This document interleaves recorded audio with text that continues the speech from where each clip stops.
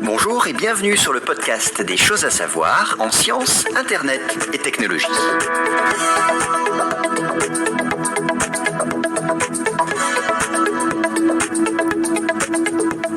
L'obsolescence programmée.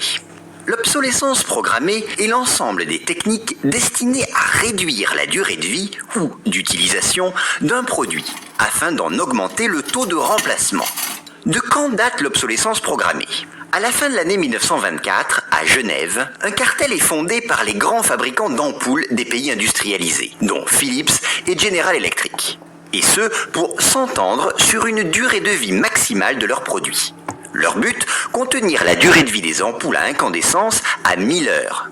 D'une durée de vie de moyenne de 2500 heures en 1924, les ampoules ont 2 ans plus tard une durée de vie de 1500 heures, avant d'atteindre en 1928 1000 heures. En 1942, cette alliance pour l'obsolescence est découverte et condamnée pour entente sur les prix, concurrence déloyale et limitation de la durée des ampoules. Mais la pratique va dès lors s'emparer de la méthode. Quant à l'expression « plan obsolescence », elle remonterait à un chapitre rédigé par un agent immobilier américain, Bernard London, en 1932, en pleine crise économique, dans son ouvrage « The New Prosperity ». Il y faisait le constat que, sous l'effet de la crise économique, les Américains avaient rompu avec leur habitude de se débarrasser de leurs biens avant qu'ils ne soient usagés, et qu'ils s'étaient mis à les conserver plus longtemps que ne l'avaient prévu les statisticiens, allant ainsi à l'encontre de la loi de l'obsolescence. L'expression aurait été popularisée ensuite au milieu des années 50 et devient courante dans les années 60. Selon une étude de Que Choisir, la durée de vie moyenne des appareils électroménagers courants serait aujourd'hui en moyenne de 6, 8 ou 9 ans, contre 10 à 12 ans auparavant. Par exemple, un ordinateur portable a désormais une durée de vie comprise entre 5 et 8 ans. Une télévision, 8 ans. Un téléphone portable, 4 ans. Un réfrigérateur, 10 ans. Quant aux ordinateurs portables, ils ont une durée de vie de 2 à 5 ans. Les écrans plats ne durent pas plus longtemps et connaissent un taux de panne qui peut atteindre 34% au bout de 4 ans.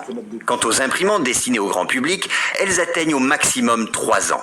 Et enfin, les batteries de smartphones et de tablettes sont conçues pour ne pas dépasser 300 à 400 cycles de charge, ce qui représente à peine 2 à 3 ans d'utilisation. Est arrivé concernant quelqu'un proche de vous. C'est quoi ton code Wi-Fi ? Alors, 62 30.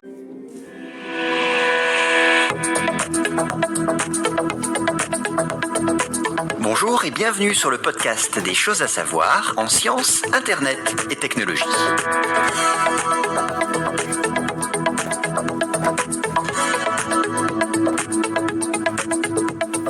Le droit à l'oubli existe-t-il sur Internet ? Le droit à l'oubli permet à un individu de demander le retrait d'Internet de certaines informations qui pourraient lui nuire sur des actions qu'il a faites dans le passé. Le droit à l'oubli s'applique concrètement soit par le retrait de l'information sur le site d'origine, on parle alors du droit à l'effacement, soit par un déréférencement du site par les moteurs de recherche, on parle alors du droit au déréférencement. L'application du droit à l'oubli est le fruit d'une décision prise par la Cour de justice de l'Union européenne en mai 2014. Elle confère le droit à tout Européen de demander au moteur de recherche Google d'éliminer des résultats si ceux-ci sont jugés inadéquats, pas ou plus pertinents ou excessifs. Il est donc désormais possible de demander à Google de retirer des pages qui mentionnent votre nom.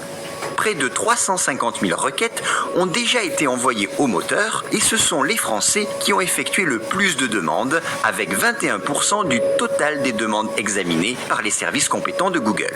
Viennent ensuite les internautes allemands, anglais, espagnols et italiens. Ces 73 000 requêtes françaises portaient sur 245 000 liens et près de la moitié ont été effectivement éliminés de la toile. Sur toutes les demandes, 9% concernaient des sites internet importants. En tête des demandes, on retrouve les pages Facebook, dont plus de 10 000 liens ont été supprimés par le moteur de recherche. Les autres réseaux sociaux, Google+, et Twitter, figurent également dans le top 10 des requêtes. Si vous souhaitez